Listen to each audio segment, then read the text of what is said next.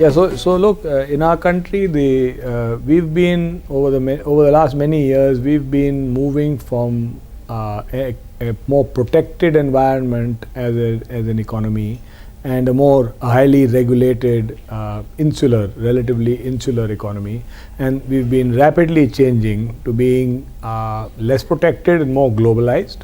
At the same time, more open to both the rest of the world doing business as well as us doing business overseas, and thereby becoming part of global markets per se.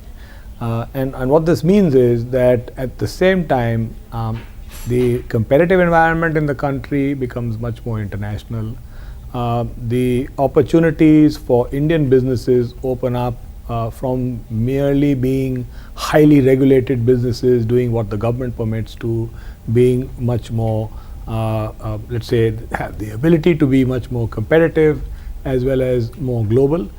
And I think it also opens up the opportunity for Indian businesses to go global.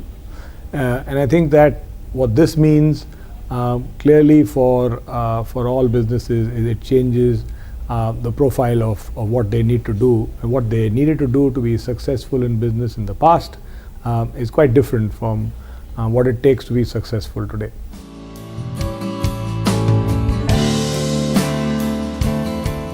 Given the type of changes that businesses are facing, I think the first area that Indian businesses need to address very strongly is to be truly globally competitive. And I think that means not just in terms of their ability to address global markets, but also their internal competitiveness, which has to do at the same time with infrastructure, with processes, and with financial markets. I think in a strange kind of a way, the competitiveness and robustness of financial markets, capital markets, directly or indirectly, is going to drive the competitiveness of Indian businesses. At the same time, I think the levels of governance that we are used to, and the levels of let's say transparency, the levels of transparency and therefore friendliness to investment.